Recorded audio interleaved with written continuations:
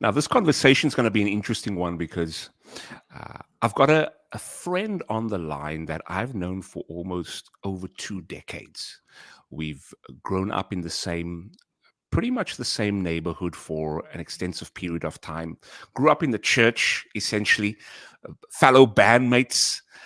No, we weren't in a reggae band based off the hairdo. Being in the youth together, taking long walks Sunday after church back home, having conversations from politics. No, no, no. We weren't having political conversations. We were just talking a whole lot of nonsense. Listen, I'm happy to have my friend on the line. I said it's going to be one of those conversations where we are sitting next to a braai on a camp with our drinks, having a midlife crisis conversation. Listen, let's put our hands Okay, together. I'm not that old, eh? Byron, welcome to the show, my brother. Thank you, sir. Thank you, sir, Mr. Mitchell. Thank you for having me. It's a long time coming. I was actually I was waiting for you. I was waiting for you. You know, it's interesting because when I shot you the message, and your response was it was something to the effect of I don't know, not like only now or Yeah, I said it's about time. I think it's about I time. said it's about time. Yeah. You know, the purpose of one of the main reasons why I'm having diverse guests like yourself is because of the fact that I really want to pride myself, Byron, on having honest and authentic conversations. You know, sometimes when you have guests on that maybe sponsored by a particular brand, or you know what I mean, we can't really say what we really want to say. And I think conversations like this, you know, you might not be an A-list celebrity. I may not be Joe Rogan right now, but I think, come on, we started with a bald head. Yeah. But I think the rawness, Byron, I think that's what it's all about, eh? Yeah. No, look, my plan. So I have a YouTube channel as well. My YouTube channel is not big enough for me to get cancelled yet. So let's test the theory. Hey, you sound disappointed when you said that. Hey, don't be disappointed for not getting cancelled. Hey. Yeah. Nah, but yeah. Yeah. So you mentioned that we've known each other for a while. I want to know, and I was thinking about this ever since we set up the arrangements. Do you remember how we met?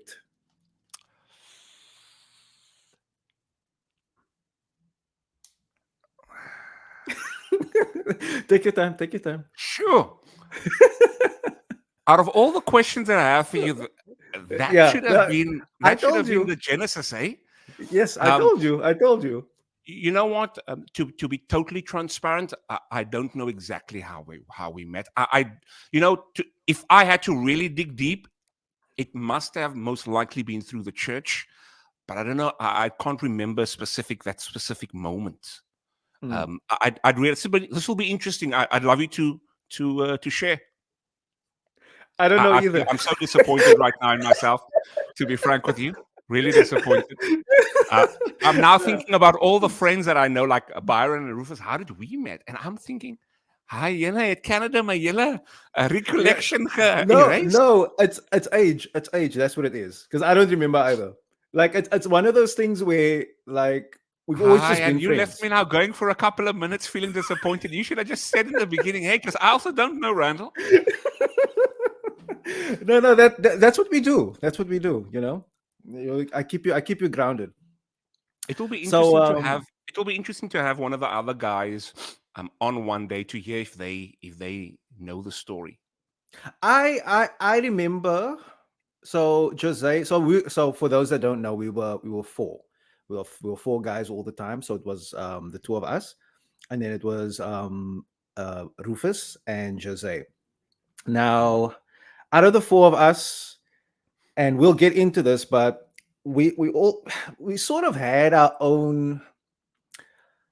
What's the right word? What's the right word? We had our own reputations. Let's say reputations.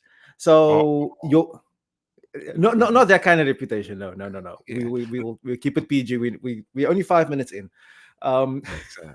So obviously you had your reputation, or how you were perceived as being the pastor's son. So that comes with And that was a question. everything as And well. that was a question I had for you, Byron, regarding Yeah. us growing up, and Yes. what was it like growing up with myself, and of course, I'll share with you what it was like, what my perception of you, was or were. But before we get there, I just want you to complete the thought that you had, and we'll definitely dive into the perceptions we had of each other. Yeah. Yeah. No. Look. So basically, what I was saying is, because we were four, you were perceived a certain way, or you had the reputation. So there was always like, you kind of could do no wrong in a sense, because you were the pastor's son. I was always just seen as the guy that's on stage, because we I played drums at the time, um but yeah, no, to answer your question, I I forgot the think question. What was the you question? you asked me like, what was it like, for me growing up with you, Okay, gotcha, gotcha. that And I'll sort of definitely want to share with relationship. you my thoughts too. But No, you say it was more of a pastor's kid, just can do no wrong. Really, eh? no, definitely. And I actually want to touch on this with you, because knowing what I saw, which was, you had this sort of air of expectation that you are always going to do the right thing. You would never, um, get into trouble. You would never speak back, even though we know it's not true. But there was there was the perception from your parents and all the older folk in the church, that that's something Randall doesn't do, and that was basically it growing up. So aligning myself with you was beneficial to me as well, because it's like, oh Hey, no, don't they take you know advantage of your friends, eh? no, you have to. It was beneficial to me as well, No, I because then hear it's you. like, oh, okay, yeah, no, they together, it's fine. So like, there would be times when we would go out, like, to the mall or whatever, and I would just tell my mom, oh, no, Randall, like, Randall's dad is taking us, or Randall's brother's taking us. Like, oh, okay, cool, yeah, and then that's the end Even of the if they're discussion. not even with you in there, hey, you said No, use their hey, name, eh? hey, shh.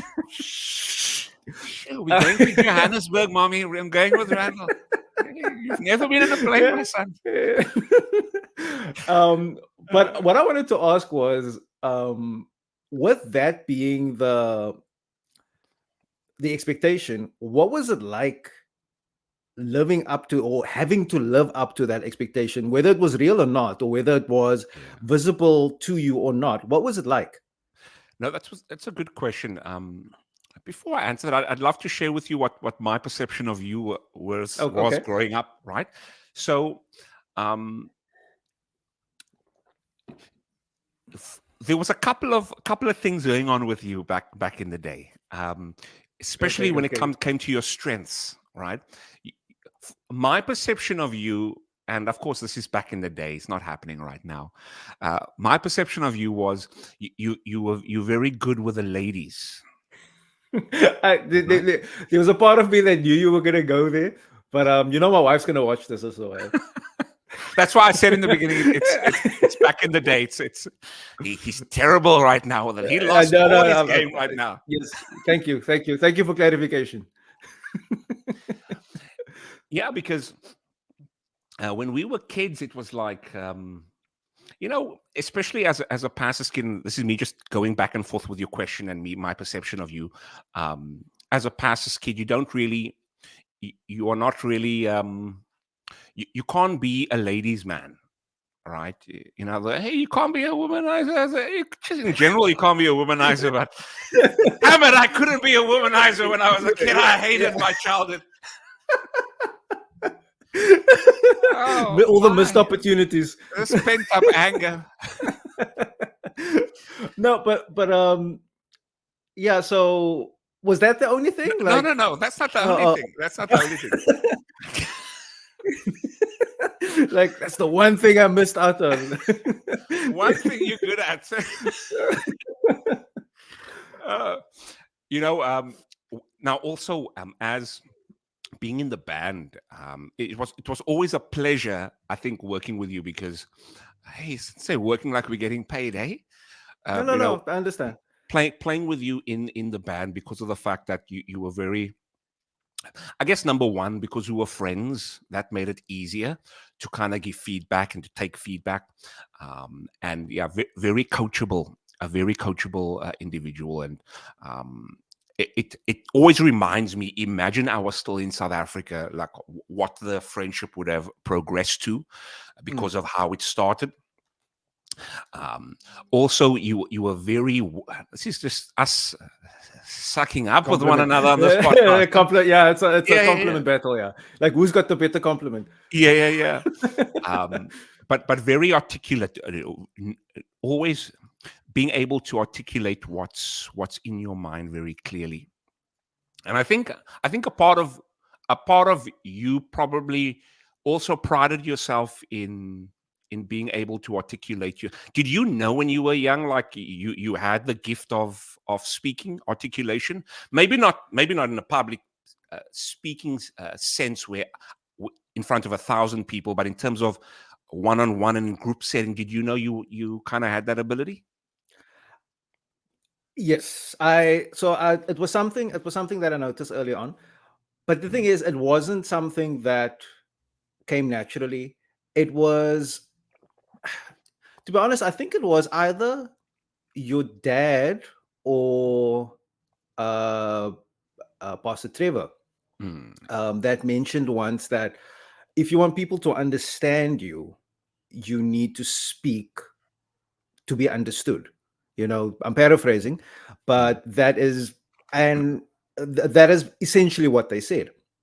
mm, And with that being said, I took that and applied it, and I actually saw that this it does work. It is something that, if done correctly, can get you certain things that you want.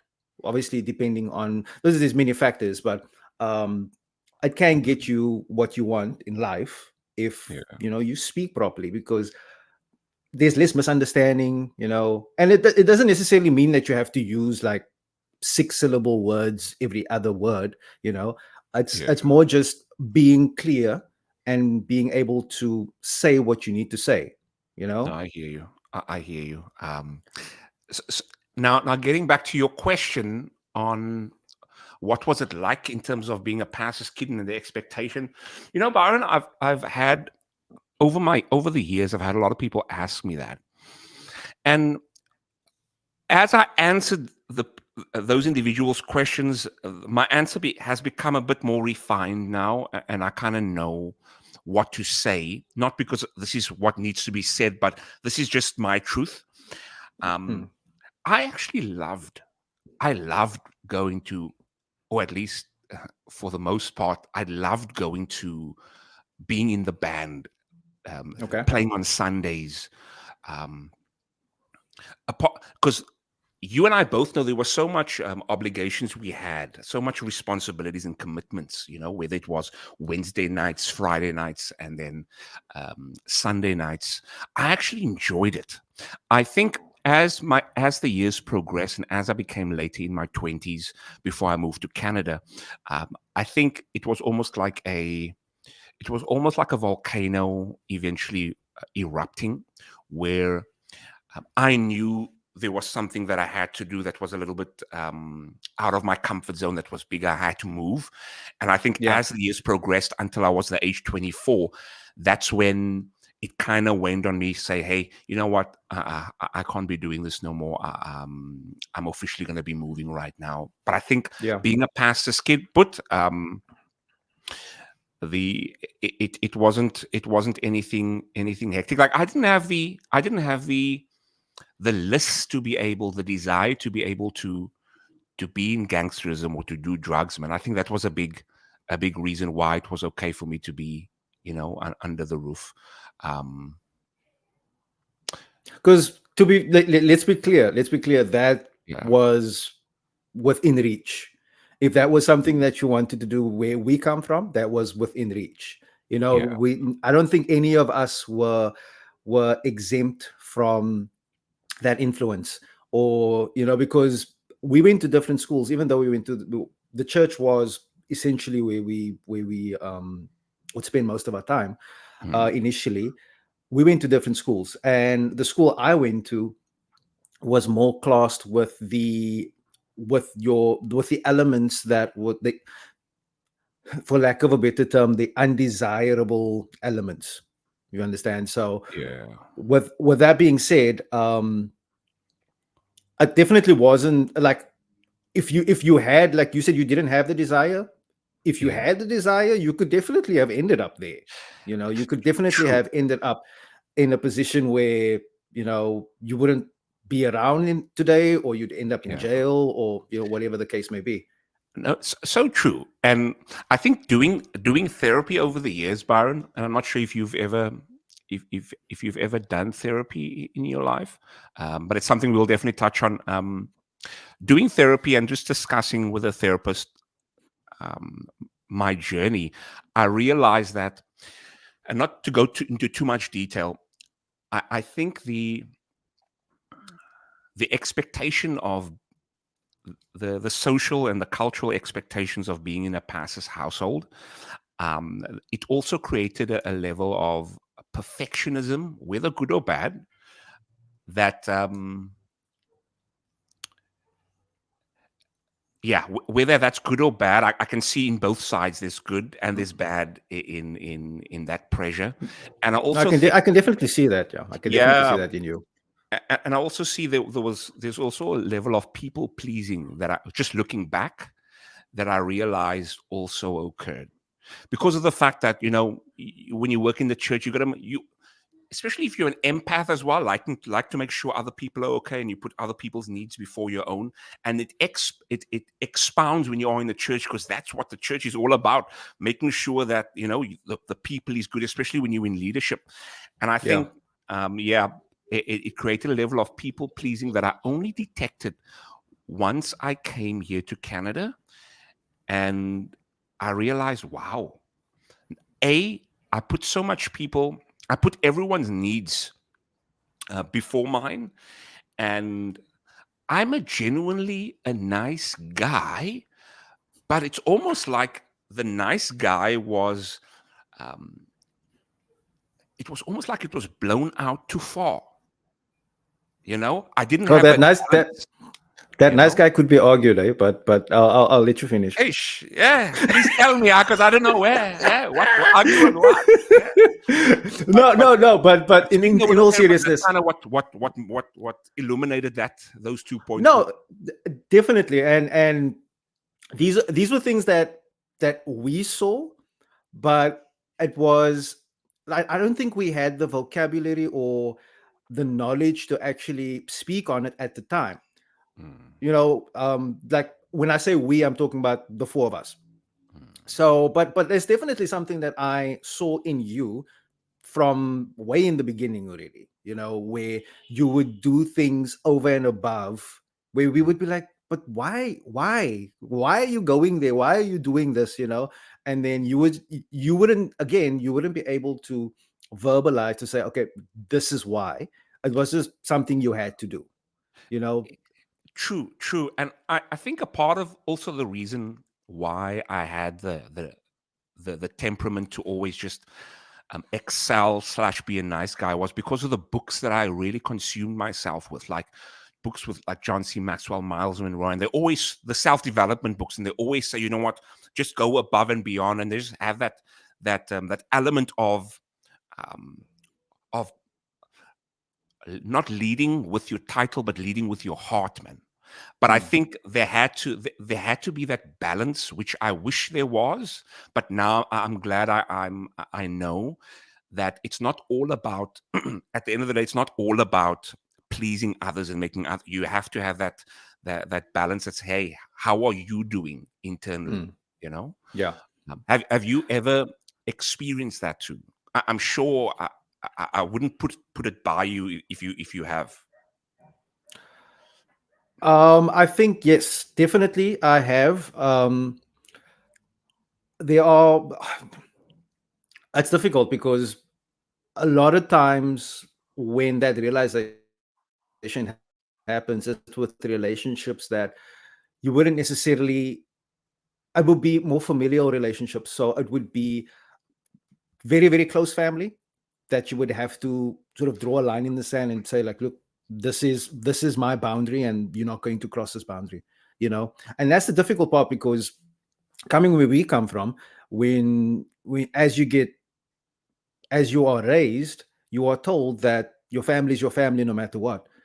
But as you grow older, you realize that not everybody is good for you, you know. And you know, it is what it is. At the end of the day, you can't take things personally, because everybody's on their own journey, right? So I am currently on my own journey, discovering things, or dealing with things that have happened before I was the age of 10. You know, I'm dealing with all of these things now, many, many, many years later. And I'm discovering new things about myself. And I'm discovering, like, look, this is not good. I can't be surrounded by people that do X, Y, and Z. I can't be around people that would choose this over that, you know? So that is where I'm at currently. So yes, it is.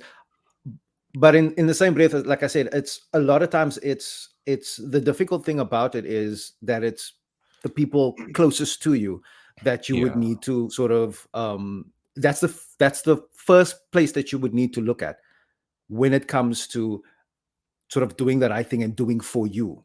You Yeah. know, you're not going to look at strangers and be like, oh no, this is what I need to do for me. They don't care, you know.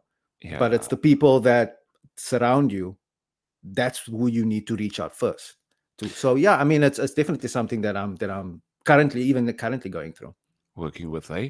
No, I hear you. I think one of the great things about the four of us that I can remember was whenever we are in each other's presence, we look forward to it, man. There was this level, and maybe it's a case of where we were young and we were kids or teenagers, and that's just how teenagers are. We're just excited and we don't have any jadedness because we haven't lived life together for a long time. But Yeah. I think that's one of the key elements to a good friendship is when you are in that person's presence. You look forward to being in the presence, and number two, you just wanna have fun, man. Yeah. You know? No, no, no. And I mean, like, we recently got together. You were in Cape Town recently. We got together. Unfortunately, not all of us was there. We missed you, Rufus, if you are watching. Um, but it felt like no time has passed. You know, we caught up. You know, there were some developments on Jose's side. There was developments on your side. You know, Mm. I shared things, and it felt like an old shoe. You know, it's the best way. It's sort of the best way Ish. I can No, I hear describe you. it. You know, it wasn't anything. No one needed to force anything. You know that, and Yeah. like you said, that's one of the best things that came out of this. Yeah. It's interesting. Speaking about the church, have you noticed kind of a shift in how church has been done over the past 20 years up until now? Like, remember back in the day where when we go to church, we have our tie on, we have our shirt on, we have our pants and our formal shoes. And as the years progressed, when I go back to the church, I see people now. Hey, they're in a pair of jeans, they're in sneakers, they're in a presentable t-shirt. But just seeing that evolution, a part of me is really happy to see that evolution, Byron. A part of me is actually really surprised to see the same church that I grew up in. Um, this pen just flew up in the air and I caught it. You know what? Sometimes God So, still, what you it's still have it. you Spider-Man. You need to It's check. You need to check if there's any webs. oh whoa, hey, Check if there's webs. hey, down there. There's no web down there. Hey, hey, pass up now. So, and Look, I seeing the look. development. Yeah, look. As far as I'm concerned, the change and the shift was a long time coming. I mean, I'm at a church now where that's the norm. Like, I've I'm part of the worship team as well, and there were Sunday mornings, like, literally this happened. they mentioned there was some big service that happened, right? And I was playing this one morning, and leadership mentioned like, look, dress presentably, you know. Mm. Now you and I know what that means, right? Hey, So it has to be so so passive everybody else aggressive, eh? Yeah. no. So everybody else comes to church with a decent jeans and a decent I came with a suit. I was wearing a full Mm. on black Sure. suit with a shirt and a tie, and like I got the weirdest looks that morning from everybody, across the board. But Yeah. yeah, I mean, like, so that's where I'm at now, where it's sort of the way we used to dress on a Sunday, every Sunday, are sort of the exception to the rule now. You know what I'm Mm. saying? Like even like Christmas or big services that you would expect, okay, you're going to wear something decent. Yeah. Even that is like, well, now I'll wear a pair of slippers and stuff. I've gone. It took me a while, but I've actually gone to church with a shorts in summer. Okay. With Yeah, flip flops or no flip flops? um, Slippers or both with and without. okay. Sure. Yeah, not bare feet though. Wow. Not bare feet. No, no. That's No, that's no, no. for yeah. That's if You have to you pay extra. You have to pay that's, extra. no, that's if you're unemployed and you're just pretending to, serve the Lord. It's holy ground. But you So yeah, I mean, like I haven't actually to be honest, I haven't been back to the church my that home we grew church. up in such a long time that I wasn't even aware that that's a thing where where people are adopting this new, Yeah. I don't know, culture. I don't know what the right word is, or Yeah. but You yeah. know, if we should just maybe unveil and look a bit deeper, part of me feels like it's almost like they've taken off a mask of pretense, and now it's a case of where leadership just wants to be more relatable, and I think that's a really good way of being relatable is by taking off that stiff tie in your neck, taking Mm, off that stiff jacket and say, hey, I'm a human like you too. I also wear jeans. I also wear a t-shirt, and um, don't pedestalize me, man. You yeah. know? Yeah, no, Uh, definitely. yeah. It is something that can cause a sort of, not a us and them, but it's more like you said, like that pedestalization. Mm. If that's a word, we need to Hey, I have to we speak need to to your check accountant, check eh? check VAR, yeah, and see, Yeah. to Not a see if that's a word. soccer game, Uh, eh? It's a replay. um, But but but yeah, no, speaking about factory, definitely. speaking about Factoryton, have you? When was the last time you were down Sunderland Street? Sure, it's been a while. It's been a while. It's been a while. When I The was place down has there, changed. The place has yeah. changed so much that, like, I mean, the area in and of itself is, I wouldn't say safe. Okay, we just lost Byron there. I think they just stole his cables after he just said he thinks it's safe. How ironic. So we've been recording the whole time. It's funny because the moment you said, if actually, it's fairly safe, and then you went off, and I was like, they stole his cables, and he just said it's safe. How ironic. Yeah.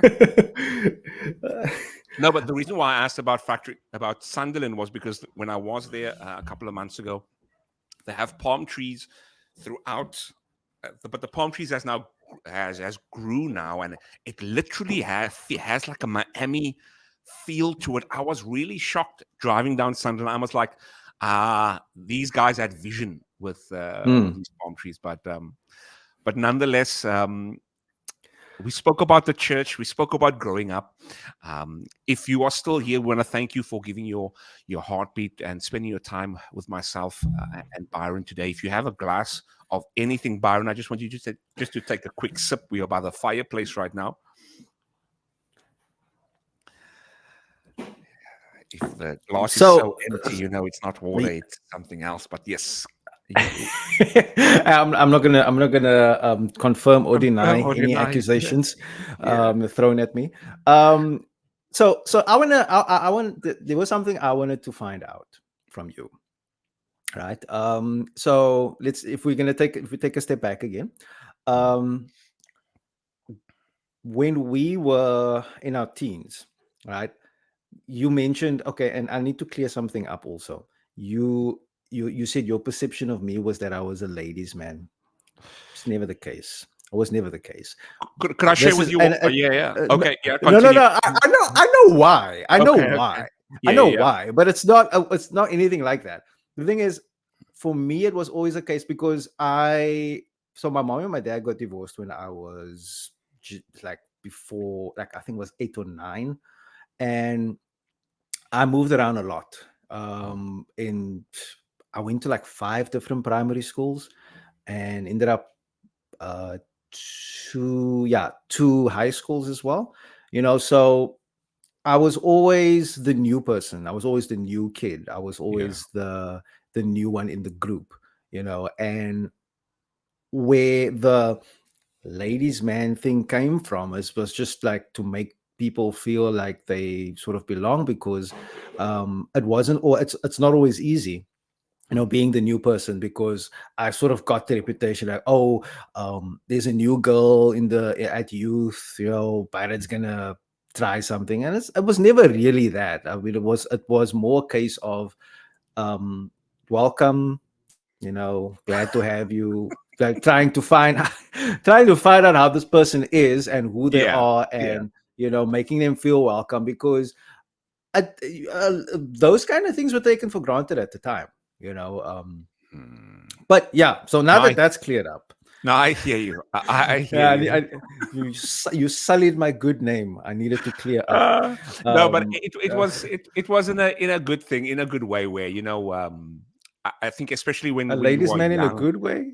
Hey, A ladies' man in a good way. I mean, I don't know you how know that where works.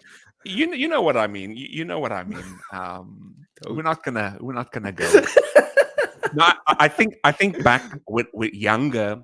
Um, just thinking back with myself, I was very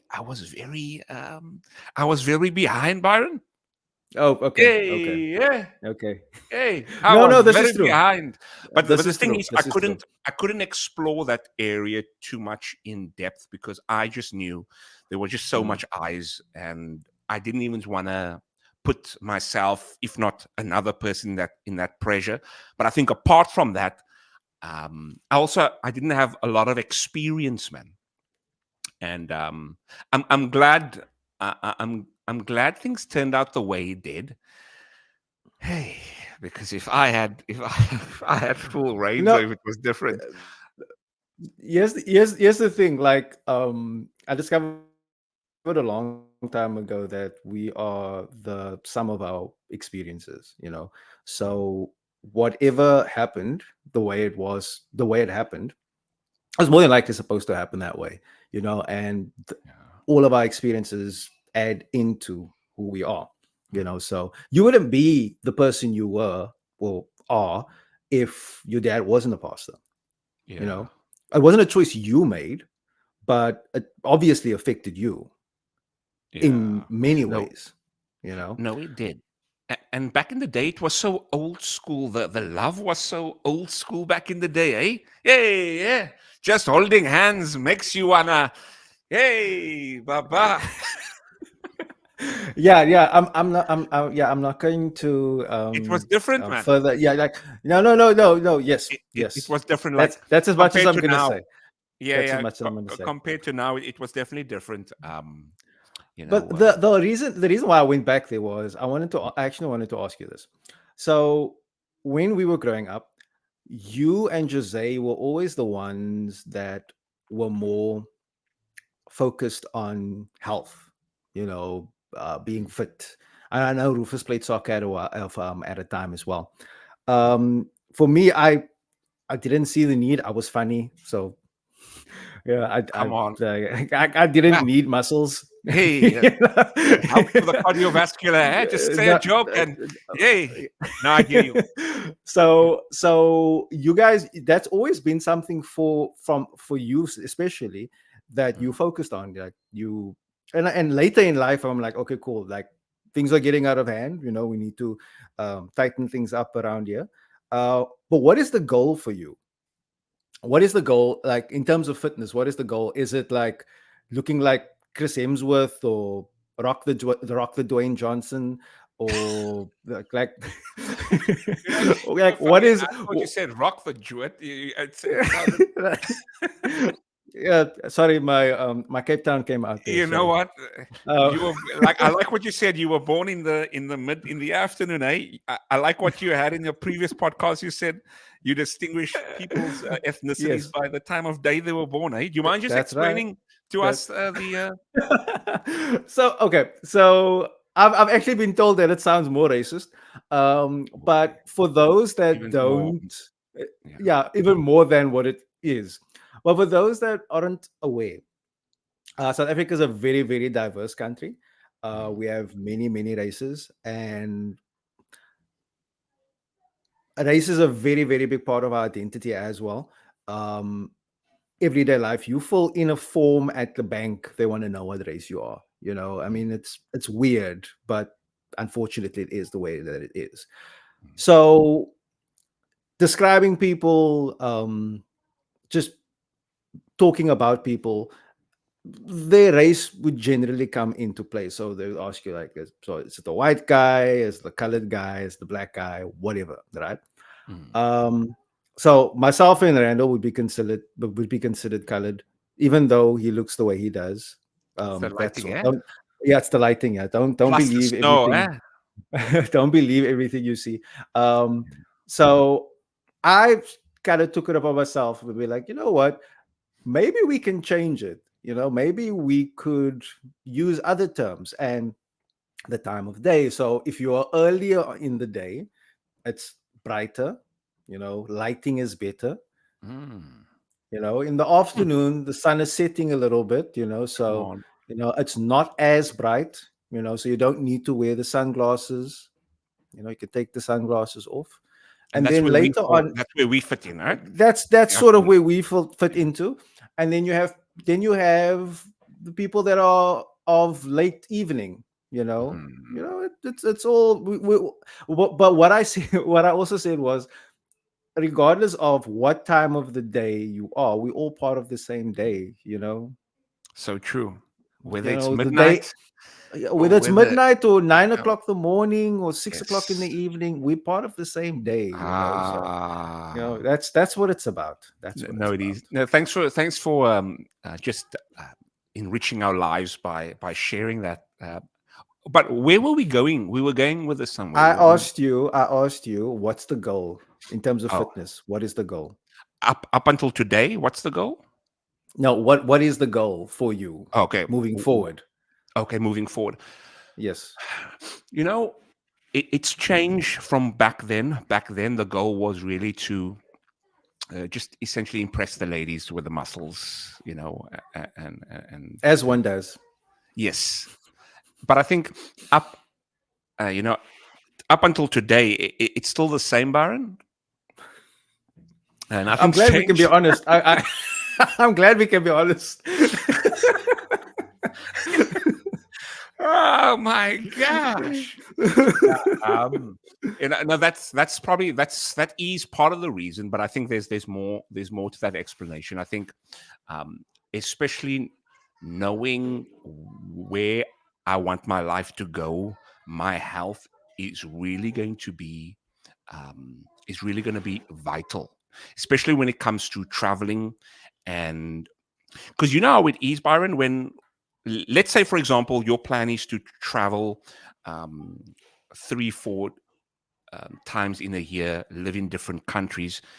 You can't have an ailment now because you're now in a new country, and it's going to be difficult, etc., etc. So it's, for me, I was like, you know what, I'm taking this next 4 years whilst I'm in the Navy really to focus on my career, but at the same time my health, because I know once I'm out of here, I'm going to need my health so much more because Mm. I won't be stationary, man. Um, so that's an interesting question. Interesting question. I remember speaking about fitness. I remember myself and Jose. It's probably like 6 o'clock in the morning. Hey, and my dad's probably going to watch this now. Um, 6 o'clock in the just like we used to go to the church early in the morning and practice our instruments. Hey, Guys, hey, can't even do it. hey. We were so we were so passionate about being on a drum set and being on a piano and a bass that we would go early morning on a Saturday. People would be going to the beach, but we would go to the church and we would practice. And I remember, I'm not sure if you were there, Byron, when we were at this one time early in the morning. We were practicing, and the presence of God was there. And I heard a knock on the door in front, and it was I'm not sure if you remember this. Maybe you do, maybe you don't. But I think it was a homeless guy that came in, and he just said, "Hey," he was crying, and we just heard the music, and we prayed for him. And um, do you remember that moment? I do. I do. Yeah. I'd like the minute you spoke, because I didn't, but the minute you spoke about it now, Mhm. that brought everything back to me. Yeah, that was something I'll say. That was Yeah. something else, and It, it, yeah, it that was. has stuck with me. That like not that memory, but the music in and of itself, Yeah. because I mean that was flip. I've been playing in worship teams, instruments for, like you said, more than 20 years. I think the year 2000 is when I started. Mm, The year 2000. gotcha. I Gotcha. clearly remember, Long time, eh? so yeah, like we, 14 years. it doesn't make 14. sense until you say it out loud, Yeah. like if it's in your head, it's like, oh no, it's a couple of years back. But if you say it out loud, Yeah. it's a long time ago, so that has stuck with me. I mean, I'm Yeah. currently making music and still releasing music, and I had to bet on myself in a sense, during lockdown. Mm, There was a lot going on, like mentally, emotionally, during lockdown. um but I had to get it out, and music was one of the ways that I did. mm, I started releasing music um during lockdown, and mm. I'm still now. I think I have like 4 EPs. I've got a full album. I've got a couple of singles. I'm working on Sure. another EP now at the moment as well. Busy And times, hey? yeah, yeah. I think if you ask my wife, it's too busy. Yeah.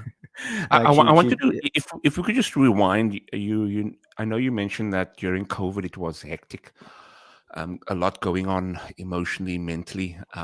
Do you mind touching on that a little? Just whatever you'd like to share. So at the time, I didn't realize what was going on, Mm, because um therapy is expensive, so we don't and where we come from, we don't that's not something we do.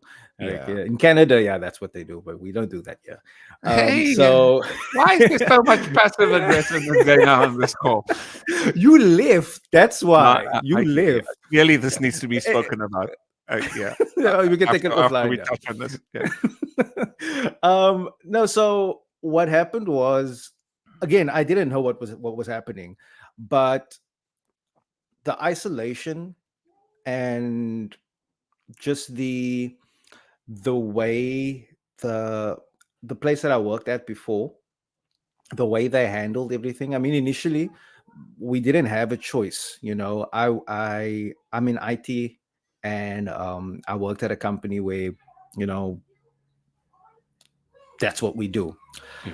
So with lockdown initially, everybody, like, even though prior to lockdown, like, working from home wasn't even a option, Hmm. we were forced to do things, and we were forced, and then you sit back and you're like, yeah, but you said that this couldn't have been done, but now it can be done, so now, when if and when things go back to normal, are they what is, like, all the things that you said, all the reasons why you gave as to why we couldn't work from home, are null and void, because we've been working from home for the last 2 years. But I digress. But it was management, and it was a whole bunch of things that happened that affected my mental health, to the point that I was questioning everything. I questioned whether I wanted to be in this industry. I questioned whether I was good enough in life. Mm, Yeah, it was a bad time, and with the help of my wife and my family, I was able to get out of it. But yeah, at the time it was terrible. And also I had to leave the company for, yeah. like, if things were different, I probably would have still been there. Mm, But just the fact that um I didn't see things changing, and I needed to, I because I'm getting older, and there's certain things that I would like to do, before I can't do them anymore. So I needed to, and I wasn't going to be, and it became more and more clear that I wasn't going to be able to do those things where I was. okay. So I needed to leave for my own sanity. Yeah. So yeah, that's Sure. essentially what happened there. But again, silver lining, I did start, you know finding a creative outlet, at least. No, that's awesome to hear, especially when you said silver lining. It just brought back Yeah. memories. The silver lining. I didn't even mean it. I didn't even mean it that way. I did it, Yeah, but yeah. No, thanks for sharing that, Byron. I think it's something that a lot of us can resonate with, especially when it comes to feeling like there's something more, like you have so much potential, and it's almost like a lid that has been put on, and being in that frustrated period can be very mentally taxing.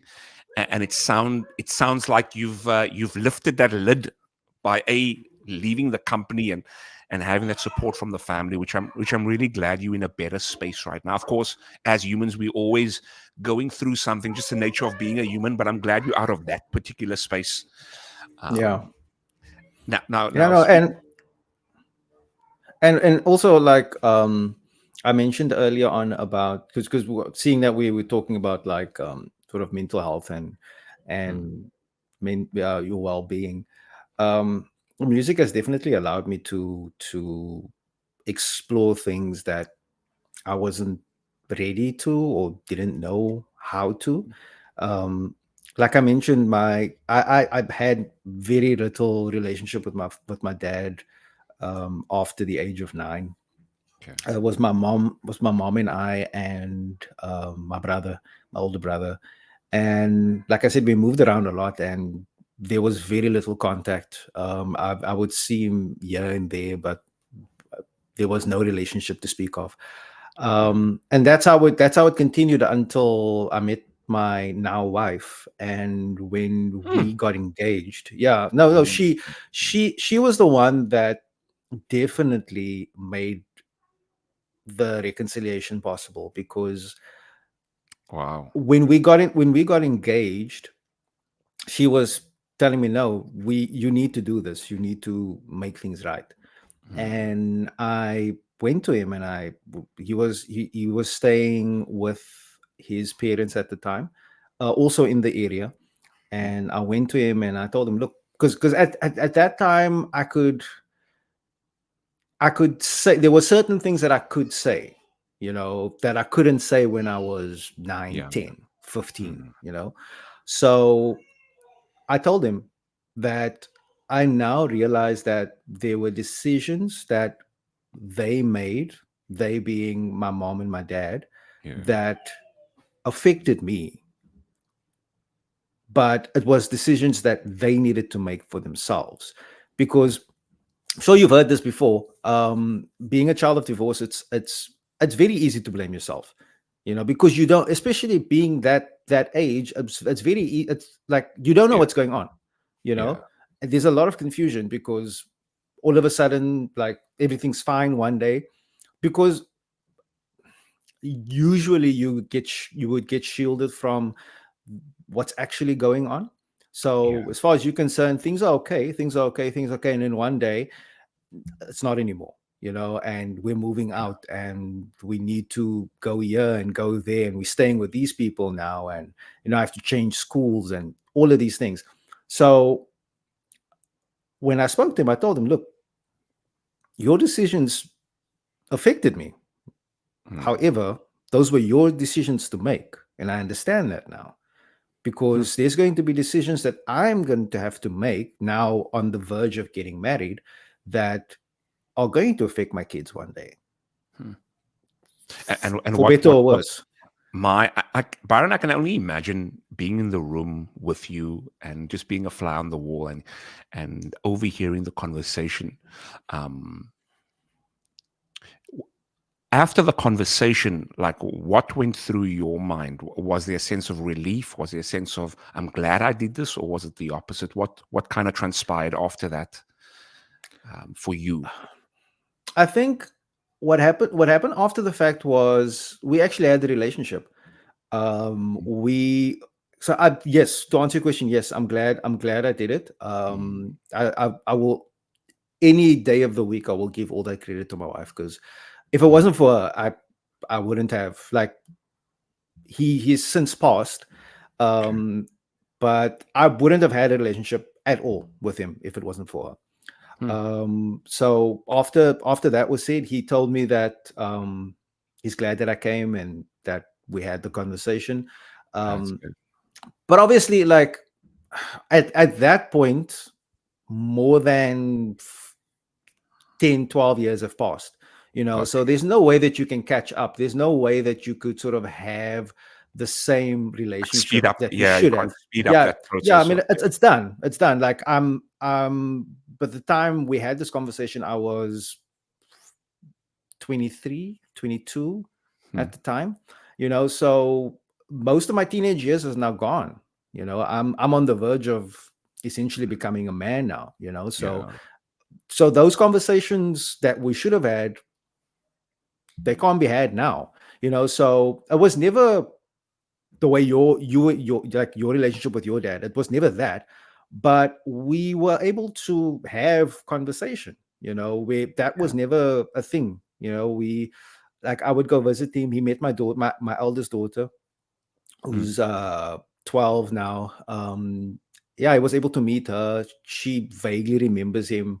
And I'm just glad that that happened. I mean, I've got three kids now. At least one of them met him. yeah. And that's essentially what this new and when I say that I'm still dealing with it, that's Mhm. what this new EP is sort of dealing with. Like, Really, eh? the sort of the what if, the just the actual experience of growing up, questions that I now have that I can't ask him, because he's not Yeah. around, and like I said, the what if. So all of these things are now sort of being dealt with. So No, yeah, I hear you, man. It sounds like the EP is going to be a heavy. It's going to be filled with substance, eh? We definitely I will hope get. so. We'll definitely will get to the EP and speak more about that. I just wanted to just backtrack a little, Byron, because and thank you for sharing and being as transparent as you are. I know it's something that you're still dealing with, and I really want to tread with a lot of sensitivity because I think we all deal with it to a certain degree. Even if we have parents, we sometimes still want to have maybe a deeper relationship. And I think the frustration comes in, Byron. Maybe we can flesh this idea out together. Okay. Is it's tough when you've had a relationship with someone. Can we picture this for a moment? We have a relationship with someone, and then years progress. Then the relationship is no longer the way it used to be in Okay. terms of how tight it is. And because you see this individual, and maybe it's family or friends, you see this individual on a regular basis, that makes it even more tough because you see this person uh, often, but you know the relationship is not the same. And yes, you smile, yes, you greet, but you know deep down inside, nah, man, something's Mm. off, man, you Yeah. know? And I'm not expecting an answer from you. I'm just trying to flesh out, what are some of the ways that you can kind of get back to where it was. And a part of me is thinking right now, either A, it's a case of where it shouldn't go back to where it was because the situation is telling you in the face, hey, you're going to be hitting your head on a brick wall because the situation just hasn't progressed naturally, and you trying to fix it is going to be inauthentic and inorganic. Or do we both sit down, put our egos to the side, and say, hey, this is currently how I'm feeling right now. I'm not sure if you're feeling the same way. Would you like for us to work on this together, or would you like us to kind of just say, hey, we ran the course. It is what it is. Like what goes through your head when I said all of those things? I think doing the putting your egos aside is definitely the way to go. Usually that's easier said than done, especially growing up being dudes, these type I don't think we've ever had a conversation where we're talking about our feelings really in our 20s or in our teens. We would feel things, and that's as far as it would go. We don't and for me it was always I couldn't have that conversation with anybody really, because there was things that I felt that I couldn't really share with anybody. My brother is 9 years older than me, and then I have my mom, and there's certain things you can't really talk to about your mom or with your mom. And then you guys, we laugh and joke and stuff, and that's I mean, as good as that was, there wasn't a space for that. So with that scenario of relationship sort of drifting, I think ultimately you need to be a big boy about it and say, look, let's talk about it. Was it something I did? Was it something you did? Was it something that happened? Was it something, because also like you mentioned, everybody has their own thing. Everybody's got their own issues, and we need to realize that, because it's very easy to be like, yeah, no, I'm always the one that's calling, or I'm always the one that's messaging, but I'm not getting anything in return, right? That's the easy thing to do. And I've kind of been in the situation before where it's like I'm thinking one thing, like, oh no, this person this and this person that, but at the end of the day, they are going through their own stuff, and they are, the last thing on their mind is trying to keep a relationship afloat when they've got, I don't know, bills to pay, and they've got kids to raise, and they've got their own stuff to deal with. True. So yeah, I think we need to get out of our own ways and basically say, like, you know what, this is the situation. Where are you at? Are we on the same page? Are we not? What's going on? I hear you. And one thing I've realized getting older too, Byron, is that relationships take work. Nah? And this, being married for so long, in a sense of where it needs to be intentional, man. And I guess the question is, and if you're sitting with that someone, if I'm sitting with that someone, the question will be, are we prepared to put in the work? Because if we're not, then we're not gonna, this is not gonna be a success, man. No, definitely. Yeah, no, I'm glad we just touched on this. Just wanted to flesh just a thought that just came to mind. Yeah, because at the end of the day, we only have so much time, right?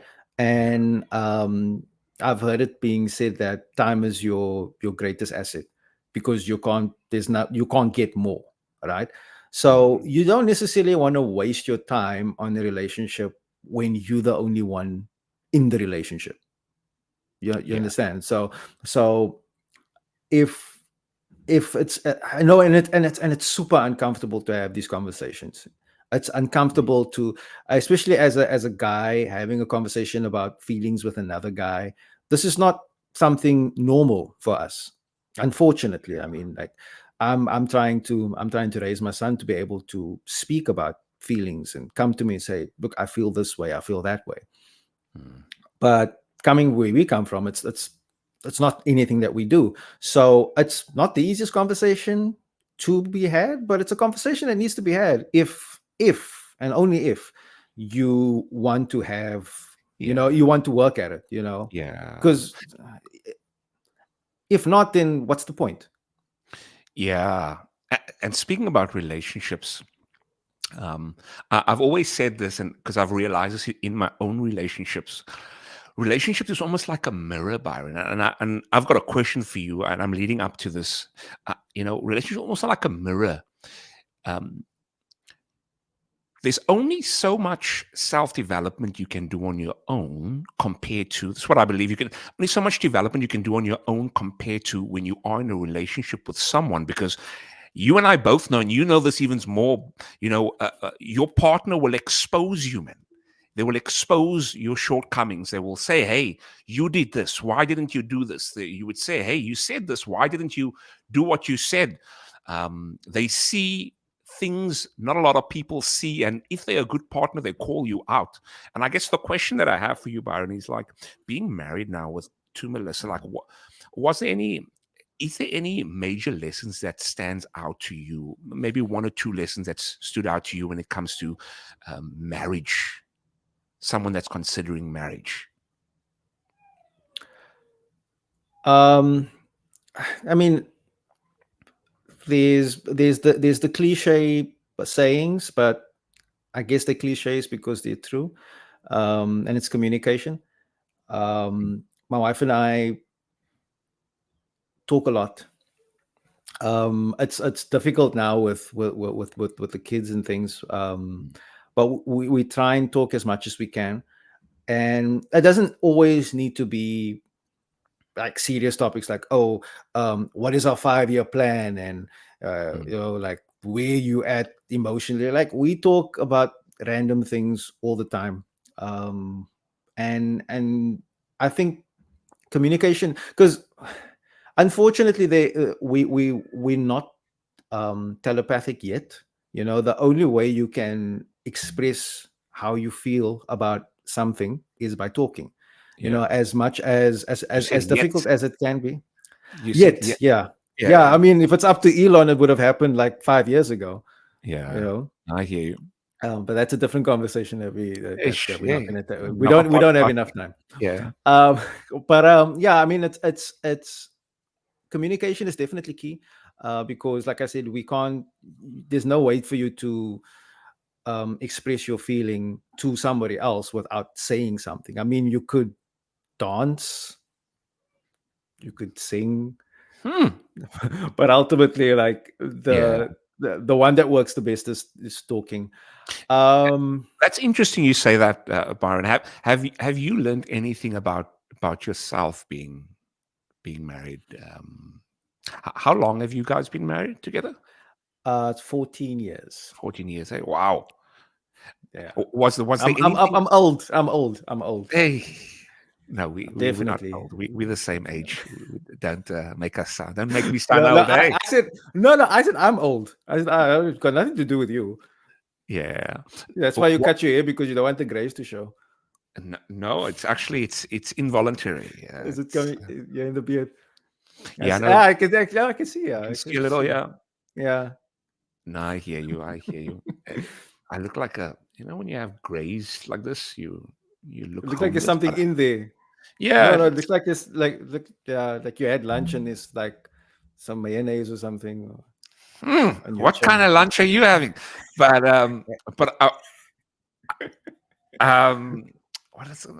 Yeah. What's speaking about, like, lessons about yourself? Have you discovered anything about yourself being married for so long? Um, Off the top of my head, I think I've learned that I've learned that I don't have to be I don't have to be perfect. Hmm. Growing up the way I did, um, I was alone a lot of the time, you know. So primary school, um, come home from, because my mom's obviously, my mom's working, right? Mm, So come home from school, I would get in public transport, get home, and be at home until she gets home, right? mm, And school finishes what, 2 o'clock? She gets home 6 o'clock, half mm, past six. So that's sort of where the love of music came from, you know, mm, because music was like, there was someone else in the room. I wasn't alone, you know. So because I was alone a lot of times, I needed to figure things out by myself, you know. mm, And that's the worst thing that you can do when you're in a relationship with somebody, because there's two people, so there's two opinions, there's two of everything, right? So it's not just going to be my way, you know. yeah. And I'm always thinking that, I'm always thinking of the next thing. Now something happens, I'm like, okay, cool. Like, um flip, there's a window that breaks. I'm like, okay, cool, I need to buy this, I need to get that, I need to do this, I need to do that. How much is this going to cost? Who am I going to get to fix the window? Like, who do I need to punish, you know, like that type of thing, you know. So that's that constant thing. And I my wife taught me, like, look, you don't need to fix everything, you know, Mm, like you don't need all of that things on your shoulder. That's why I'm here, you know. She chose to spend her life with me the way I did with her, you know. mm, So, and the only way that it works is that we both have that, um we've both made that decision, and we both committed to making our lives the best that we can, you know. mm. So that is something definitely that, just off the top of my head, that I'm sure there's many more things. I mean, No, yeah. no, thanks for sharing that. It almost, for someone that is listening now, it almost gives you a sigh of relief knowing that, hey, you don't have to know it all. You know, you don't have to have it all figured out. Kind of trust your partner in certain things that you feel your partner is able to help with. So that's very encouraging. I think this will make a good that will make a good reel, actually, to clip out and say, hey, this is going out to guys that's feeling a little overwhelmed, man. You know, especially in a marriage and in a And look, it's relationship. not.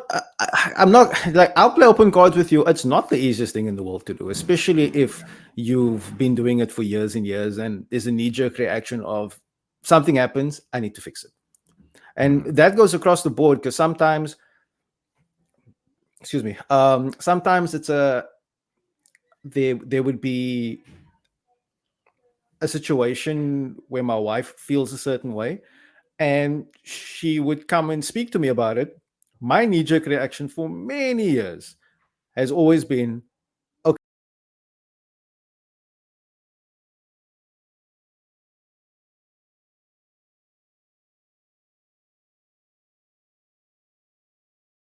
about what happened or how she feels about it. So I've yeah. started now, like when she speaks to me about something, I'm like, okay, cool.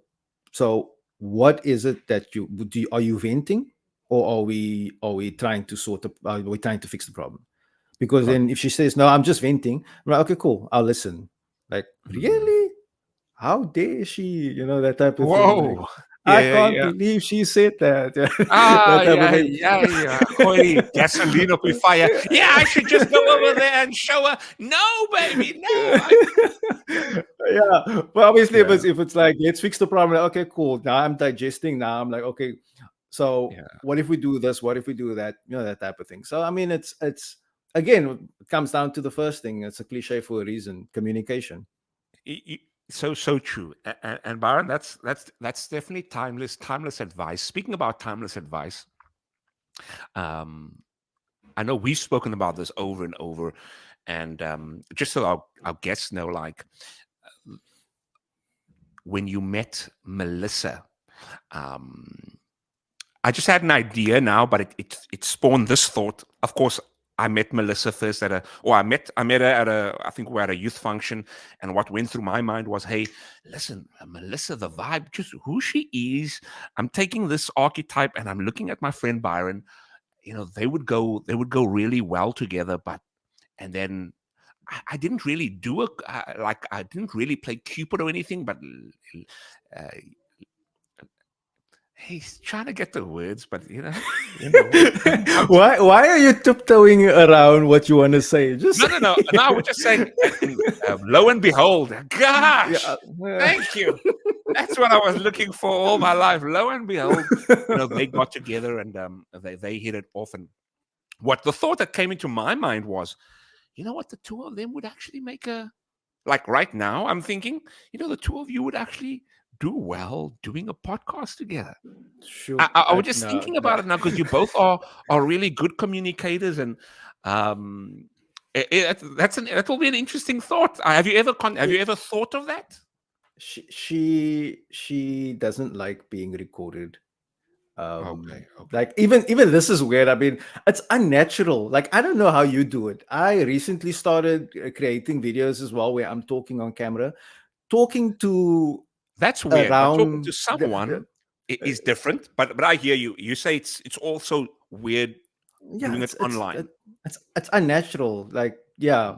But I mean, like, it's I don't know. She I don't think she's up for it. I don't think she's the like, you need a certain type of personality to just spew your opinions on the internet, Yeah.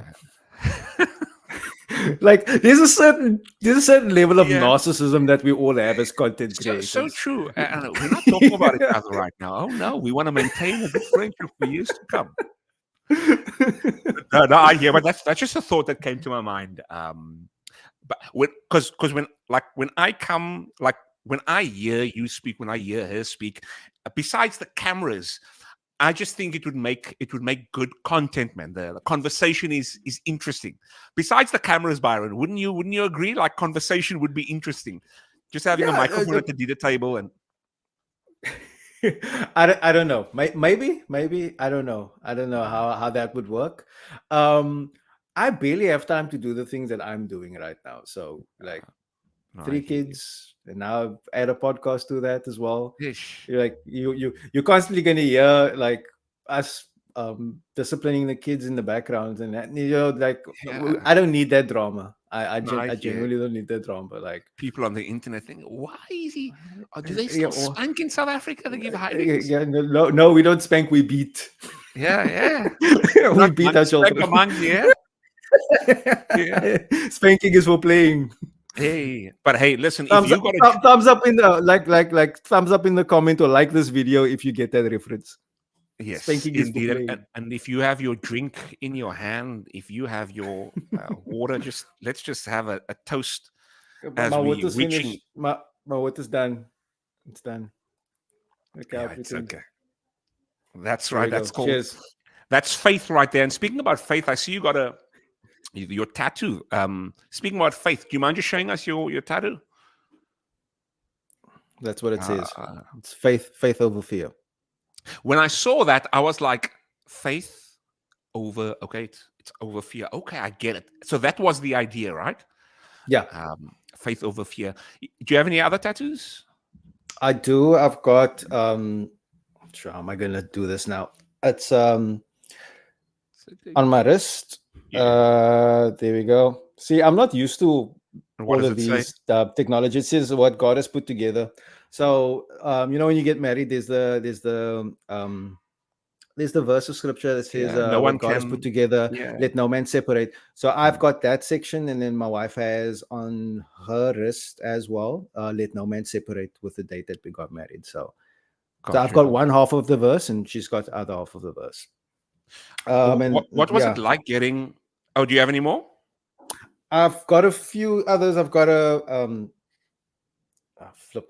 It's difficult to show. Like, I've got a dice with the number 5 in the middle, and then Hmm. 2 and 3. So we are a family of 5, and it's my wife and I and our 3 kids. Okay, It's sure. it's simple. It's simple, but yeah, Yeah, there's I a like meaning, eh? the number 5. You know, it's yeah, could because not only for like I feel it's a strong number. I don't know why I feel that way, but I just feel it's a strong number.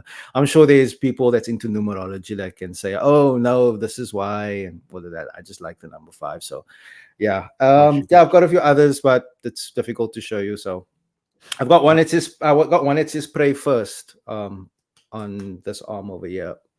But, okay. yeah, yeah. Quite a lot of what was it like?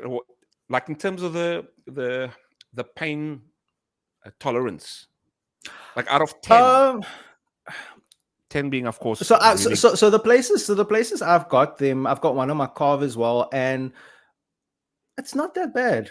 The places I've got them, it's not that bad. I mean, Okay. tattoos can be very very painful. Did The they use easiest numbing way, cream? Did they use no, numbing cream on? No. Okay. no, no. You can ask. It depends on the artist that you go to. Yeah. But all the places that I've been to, they don't. They usually just do like Spit on Vaseline your head. and that. Yeah. Yeah, Let it like go. Yeah. throw some dirt on it.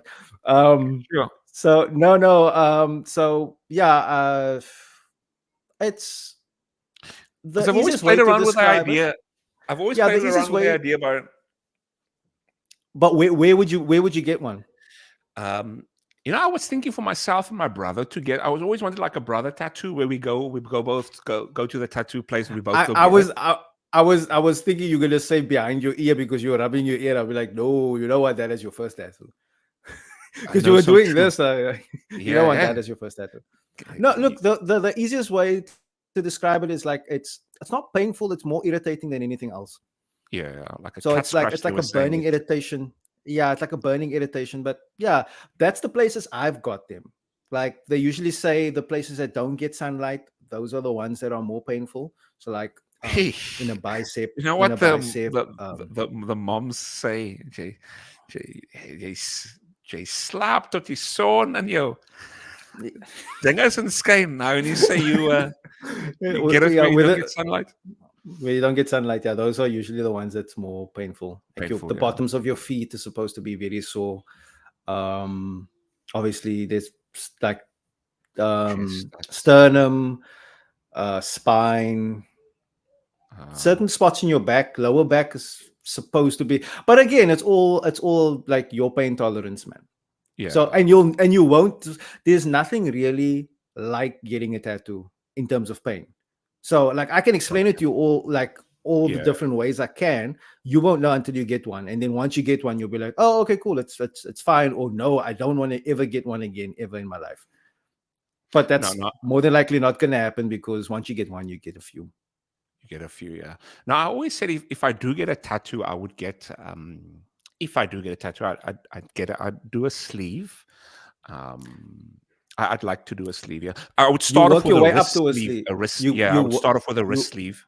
Just not a forearm sleeve. I'd start off with, and yeah. then yeah, But you work your way up. I personally I would say getting a sleeve is cool, but get one get got standalone used to smaller it. Eh? tattoo first. Yes, Yeah, do that maybe something on first. the back or something, and then yeah, Because the thing is, like, also depending on where you go, if you're gonna go first time a forearm sleeve, if it hurts, it's gonna be like, oh, I'm done. I'm done. I'm never getting one again. You know.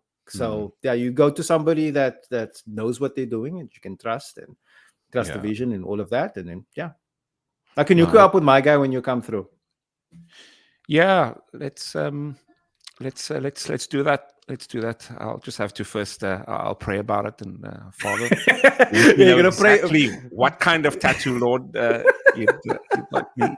Yeah, I have a pray and fasting, and Yeah. about Now, which tattoo now, to get. now, of course, we about an hour and 23 minutes in. Of course, there were some delays in the beginning. I've got a few more questions for you. I'm not sure if you have for me, but however, I was going to ask regarding just on a light note. Of course, Yes, I'm single right now, Byron, yes, and yes. just based off your experience, what kind of woman would would be the woman that would be right for me? For What do you, you? for Yeah, you,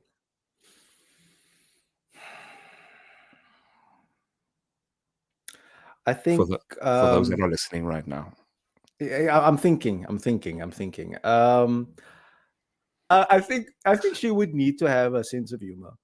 I think that that Mm, that is something key. Um, she would need to be. She would need to have a strong personality. mhm.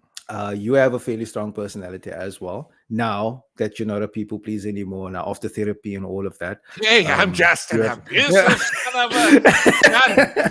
No, Yeah, this no, narcissist is no, on the no. loose.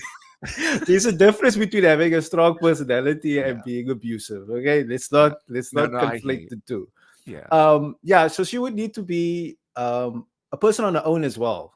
Like you, quite busy. She needs to be Mhm. able to spend time by herself, knowing that you guys are still together, but she wouldn't need, like, because there are people that, like, I'm one of those people. Like I love to spend time with my wife. I hope she does too.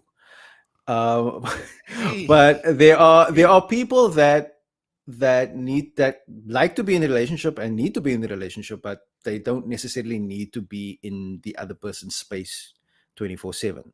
You know, so I think you're one of those people. You like to do your own thing, and you'll come back, and then we'll have some time together and that type of thing. I think she needs to be okay with spending time by herself. I think she would need to have Mm, a sense of humor, especially um, with your family and mm. us, because the jokes are gonna come. Yeah. Like if she's got anything wrong with her, Oh yeah. the jokes are gonna come regardless. And she needs Shame, to be eh? able to, yeah, that's gonna happen. So she needs to be able to have a sense of humor, and yeah, she needs to be able to keep you in check as well. It's interesting, and I'm glad you mentioned those items because Am I off? Am I if you are off?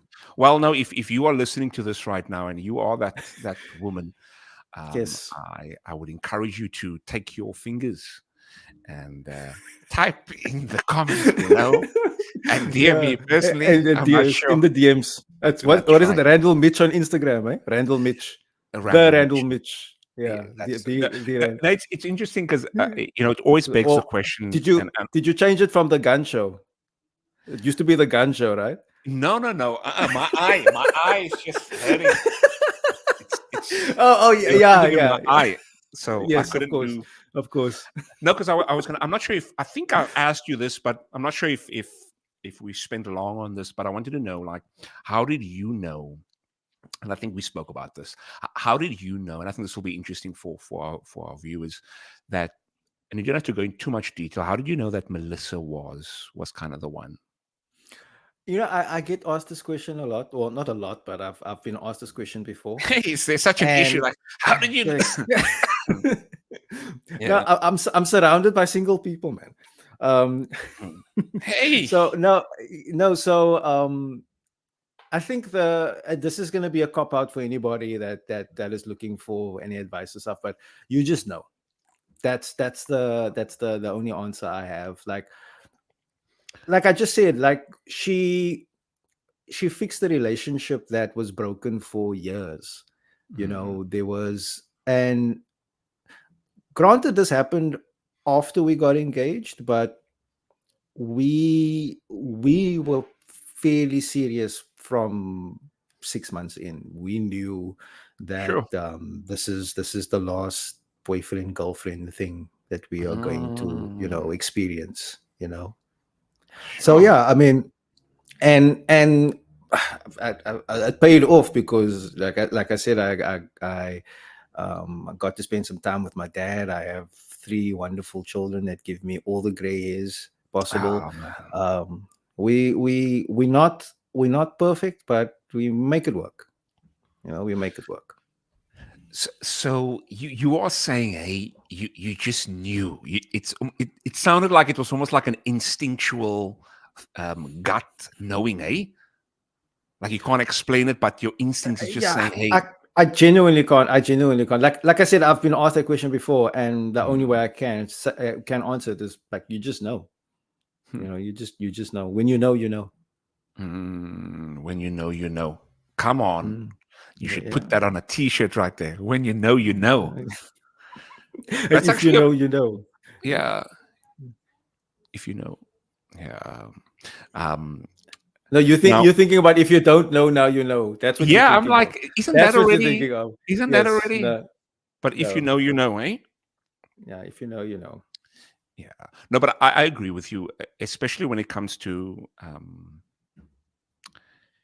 especially as a guy, you never want to feel you don't want to feel like stifled in a sense of where your partner doesn't give you a break. And I'm sure women feels the same way. They also don't want to feel stifled in a sense of where they don't have their own personal space. Mm. Um, and I just thinking coming to Canada and being away from family and you know being in my work where I'm also now more isolated. Um, it kind of expounds that feeling of, hey, I need my own space. And a part of me is like, when I'm done now, because next year, actually, Byron, next year, this time, I'm officially out. My Well contract done. ends. Yeah. Well done. No, appreciate it, man. And I will be out. Hey, that's I'm like, it's not prison, eh? Yeah, yeah. You've served your time. I know, eh? But now, Byron, it's I'm excited because it's now a chance for me to um, come back home, you know, spend time Mm. with family, with friends. Um, that's for me. I'm looking forward to it, but I also know that it's going to be a time where it's either a case of where my absence has either caused. I can see what distance and my absence has caused. And if me coming back will be a case of we will kind of make the relationship strong now, or we will continue the way it was, if you get what I'm saying. Now, look, you need to remember that you've been in Canada, what, 15 years now? 16? Yeah, about 13, 14, yeah. That's a lifetime, Mm. for a lot of things. I mean, you're going to be coming back hopefully next year, year after maybe. So No, next that year for that is a sure. very okay. Well, Yeah. that is a lot of things has happened in that time. You're not the same person you were. Mm. Regardless of whether you've kept in touch with somebody, like you've messaged them here or there, or a video call here or there, or phone call, or whatever the case may be. It's not the You're same, not the eh? same person. No, Mm. you're not the same. You're definitely not the same person, and they're not the same people either. And it comes back to what we spoke about earlier on.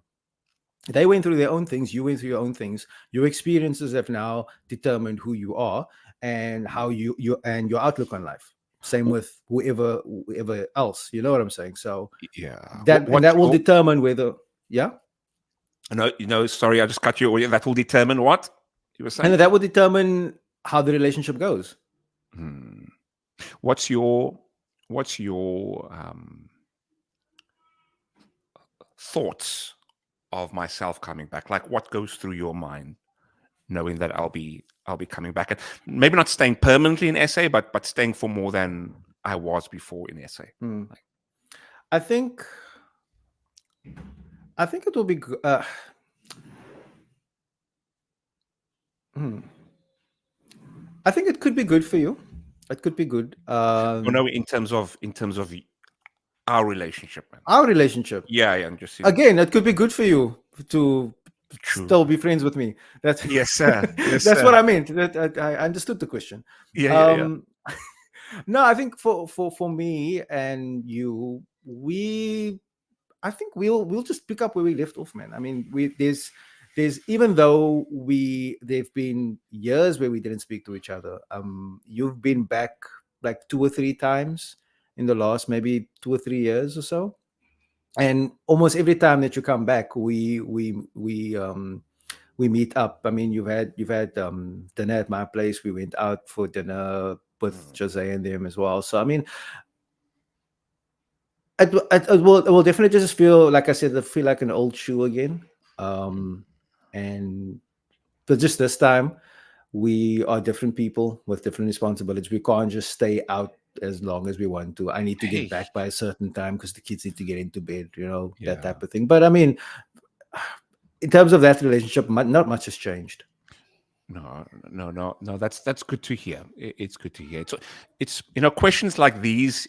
It that it's not asked like It's not questions that's spoken about. Like it's just like, hey, I'm coming home, boom, boom. But it's always nice to hear like what's going on in your mind. No, I mean, like I'm at a point now where I wear my heart to my sleeve. Mm, If I feel a certain way about somebody, I try and speak about it as much as I can because I've lost people without letting them know how I feel about them. So mm. yeah, for me, it's like I've learned from that. So I try as much as possible to let the kids know, that I love them, and I let my wife know, and even friends and family and stuff. So yeah. It was interesting actually connecting with you guys at Tiger's Milk when I was back and having a couple of beers there at the waterfront overlooking the mountain. Man, Byron, South Africa? That's Dude, that's something we take for granted. We definitely do. I mean, I get that view every day on my way to work. So after a while, it's like, okay, yeah, Yeah. I need to dodge the cars here. I can't Yeah, be yeah, looking yeah. at the mountain. Oh man, it was a crazy night actually. We went through to Stones of all places. Yeah, Ay, ay, well, ay. yeah, that's what happens when you're young. When you're young and Ay. well, not so young and single. What happens at Stones stays at Yeah, Stones. well, that's what they say. That's what they Ay, say. ay, ay. No, but I want to do. There's two more questions I have for you, Byron, and Sure. the one was regarding, of course, with Melissa, but also you've got three beautiful kids, and I wanted you just to share. You've got such an interesting story, a story that I don't think many people would do. I know for myself, it's something that I really look up to. You've adopted Byron, and I really wanted you just to share with us not necessarily what the process was like, but how has adopting impacted your life in any way. Well, it's so okay. So to let you in on what is happening, it's my so we have two biological children, and we've got my son. My son's in the middle of the two girls. Hmm. So my eldest is 12, my youngest is 3 and a bit, and my son is 6. Hmm. Um, we always knew that we were going to adopt. It's weird. Like we were Really? Eh? chatting about, yeah, we were chatting about it. Um, I want to say slightly before, after my eldest was born, we were chatting about it already from that time. And in my mind, my mind was always like, oh no, we can do it when our kids are out of the house. When I'm old, when I'm older, because I'm old Hey. now. Um, and my wife she was ready to do it like a lot sooner than I was, because then after my eldest was, I think she was about 4, maybe 3 or 4 years old. The conversation came up again, and I'm like, you know what? Not now, not now. And it literally took about 2 years for me to get to the point where I'm like, you know what? Let's do it now. The process in and of itself Sure. was there's two ways of doing it in SA, as far as I know. I could be speaking in the correction, but Mm. there's two ways. There's one way where you do it privately, and there's another way where you go sort of via the government. We took the private option, and it went very quick. Like, we tell people how long we wait, and people are like surprised because usually it's like a 4, 5, 6 month wait. We were literally like, I think 2 months, two and a Sure. bit, just under 3 months. Yeah, after everything, because with the obviously there's a whole bunch of paperwork and everything that Mm. needs to be submitted. And what the agency that we went with, what they actually did was they gave us what was it, a 2-day course as well, Okay. basically on what to expect. And in that course, there was different kinds of people. There was, I remember there was a single mother as well that was adopting. There was couples that are unable to have any kids. There was some couples that had kids, like had 3, 4 kids already, and they just wanted a bigger family. Mhm. So yeah, it was a different group, a group of different people, Hmm. and yeah, they went through a whole bunch of scenarios, what to expect. We were able to ask questions, and they were able to alleviate certain concerns that people might have. So yeah, it wasn't a traumatic experience in and of itself. Hmm. But yeah, no, having him around, we were really lucky with him. Excuse me. We're And I really and I lucky can with him. I can sense that whenever I was visiting, man, what a pleasant boy, eh? Yeah, no, he is he's very helpful. He started grade R this year, and his teacher came back and said, "Oh, he's such a joy to have in the class. He helps Wow, wow. um, get the kids to settle down, to collect certain things. Hey, He's just sounds the like he's best." employed So over there at the church at the at the school, school. yeah, I don't know. Like we need to talk about compensation if that's the case, Yeah, yeah, yeah. Free because lunch or milk is something. milk is expensive. Yeah. But yeah, no, it is like I said, it's something we spoke about. I'm glad we did it, because it's it is something that I wish a lot more people would do. However, because it took me that long to get to that point where we agreed to actually that we're going to do it, I know that it's not for everybody. So Even I if know, Byron. like, So yeah. I know, Byron. You mentioned it took you a while.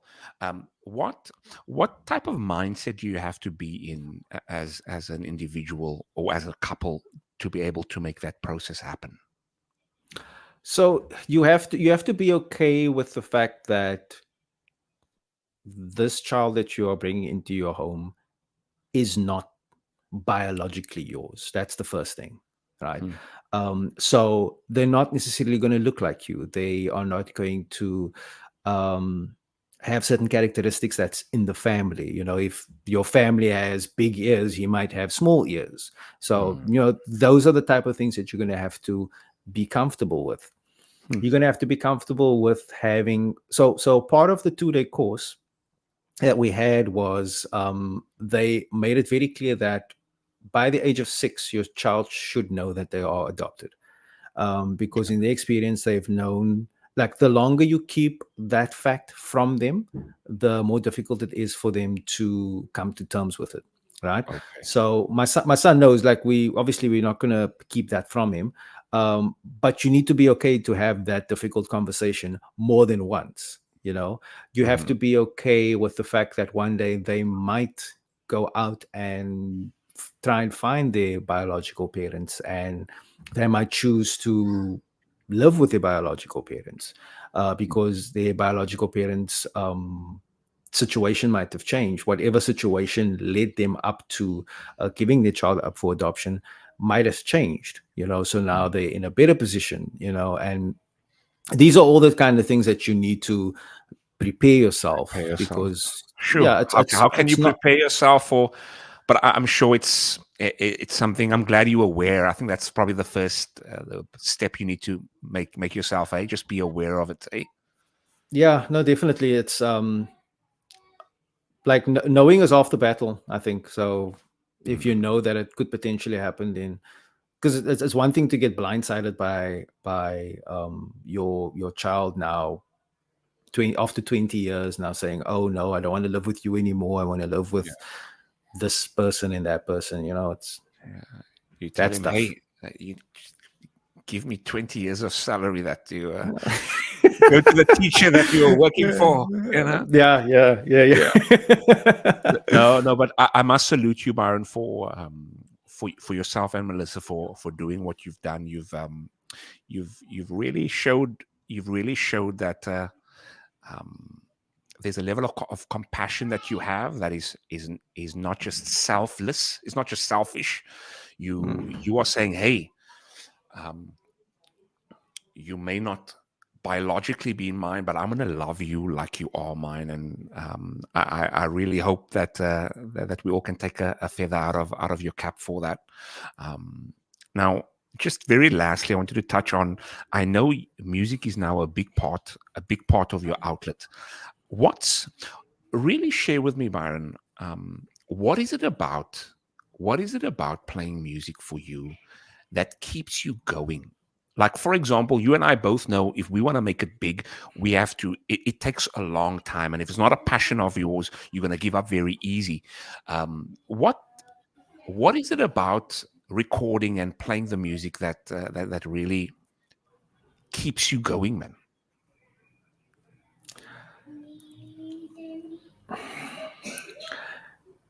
I think it's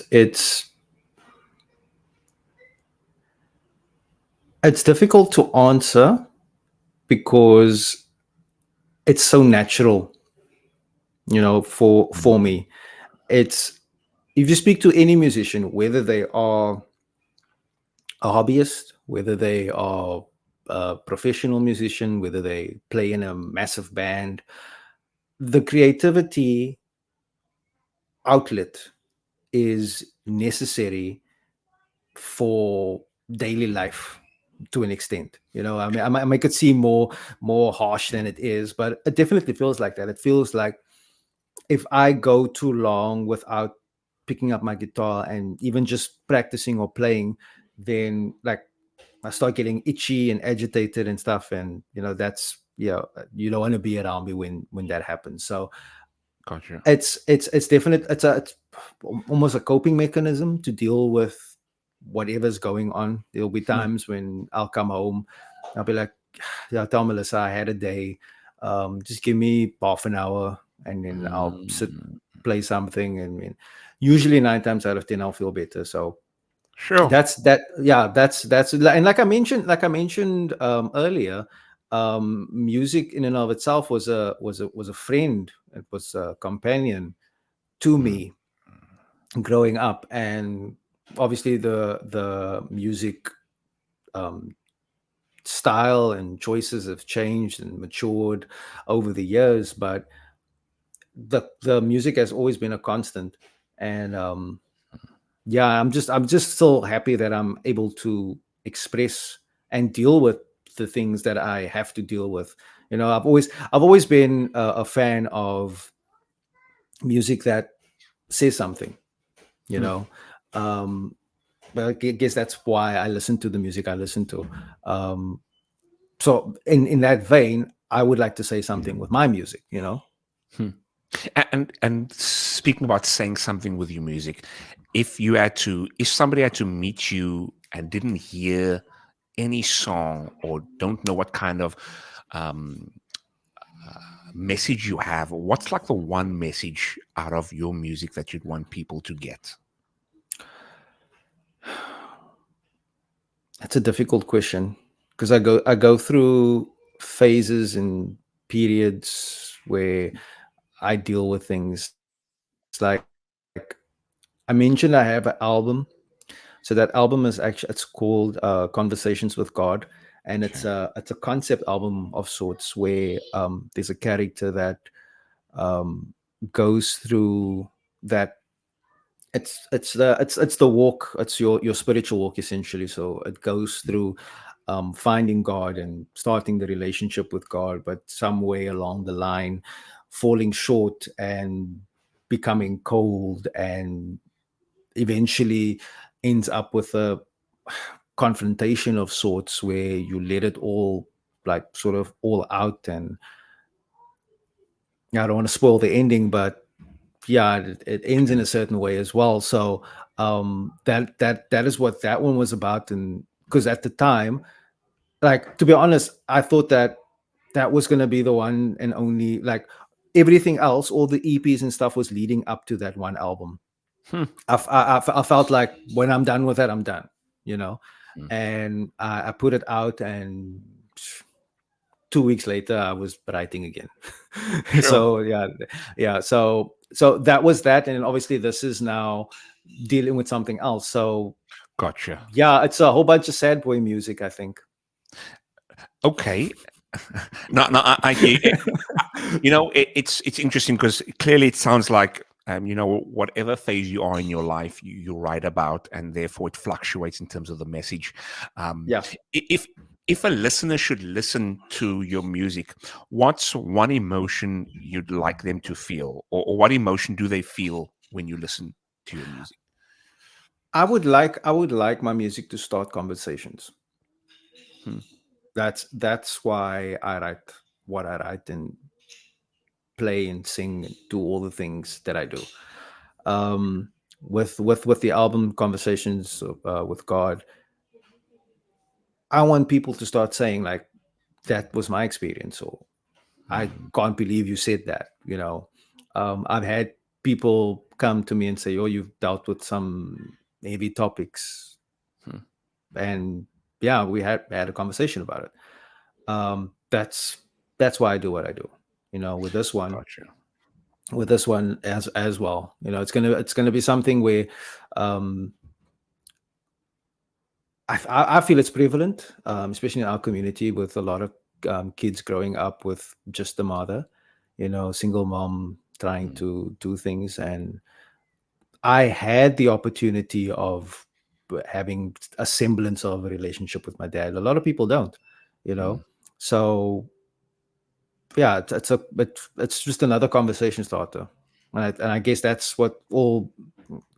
As I say, my music is good, but I guess that's what all good music does. It starts a Hmm. conversation. Like, what is this person trying to say? Like, how are they bringing their message across? Do I agree with this? Do I not agree with this? Why do I agree with this?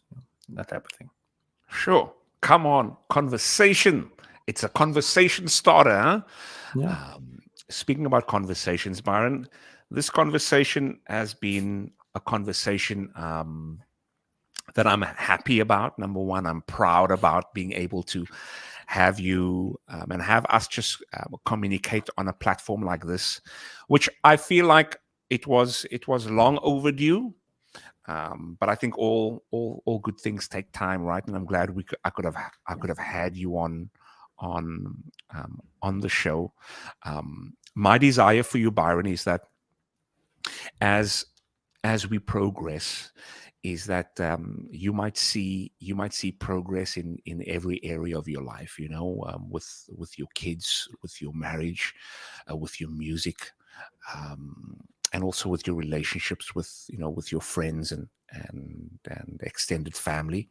That's my desire for you. And I think, just to be selfish, my desire is that our relationship might also progress. Whether that is just a text every 2 weeks or every month.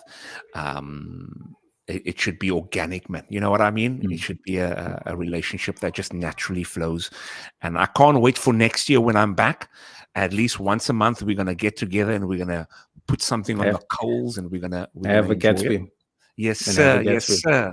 Some Pyrenees action. Uh, how, how was this conversation for you That was today? good. It was good. It was good.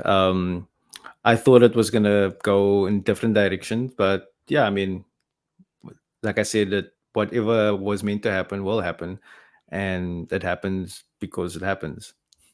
And if Yeah. you know, you know. So many, Come so on. many, so many. Drop the mic, baby. Drop Yeah, the no, mic. no, no, I can't afford to to buy another one. Yeah, yeah, yeah. No, but thanks for spending. We almost hitting 2 hours, Byron. I know you got things to do, and got the family to take care of. I appreciated the time we have, and I can see a part two, whether it is in the next coming months or next year. I do see us doing something again. Where can they get your music, Byron? So all my music is on Apple Music, Okay. Spotify, Tidal, Deezer, all those good places. Okay. I have We'll and leave the YouTube link Music as below. well. We'll leave the Yeah, link yeah, below. YouTube Music as well. Okay. I also, like I said, I have some music coming up. I primarily focus on my YouTube channel. I primarily focus on doing rock and metal covers of popular Cape Town sounds. So the reason why I do that is because if we don't support our own music, then who will? Mm, So I've covered Youngster CPT, Matthew Mole, uh, cool, man. so many people. I just did a song now with Jethro Tate and Craig Lucas. Okay. So yeah, so I do these versions of the song, and I just started a new series now where I basically go sort of behind the scenes. It's called Behind the Noise. It's my Yeah. yeah, Yeah, I've seen that. I Yeah. started that now. So yeah, it's interesting times ahead, and then like I said, I've got the EP coming as well. Hopefully in this year, and then I've got another project as well that's in the works. It's like exclusive for you, Come on. because I've done so many things by myself, and I do everything like everything that you hear on a song that I do myself. Hmm. The next project that I'll be working on after this EP is done is a collaboration EP. So Okay. I have a couple of friends here in Cape Town that sort of like the same kind of music that I do, and we've already Nice. started the planning phase. So it's going to be like every song will be a collaboration. So whether I'm just playing guitar or I'm just singing or whatever the case may be, Hmm. it should be cool, should be fun. Hmm. And I also have a song with my wife as well in the works. So Wow. yeah, Sure. When is that that should one be coming fun. out? After no, so that's probably going to be the end of the year, more than Okay. likely, because I first want to get this current EP out. There's one song that I still need to finish, and then yeah, that should be coming out in like probably like 2 months time or so. So Ah, yeah, no. Busy times, eh? yeah, like it keeps me out of trouble. Ay, ay, ay. That's the ladies' man talking right there. Listen, thank you so much for joining us. Like we always say, hey, we're not here just to survive, we are here to thrive. And Byron, all the best. And until next time, peace.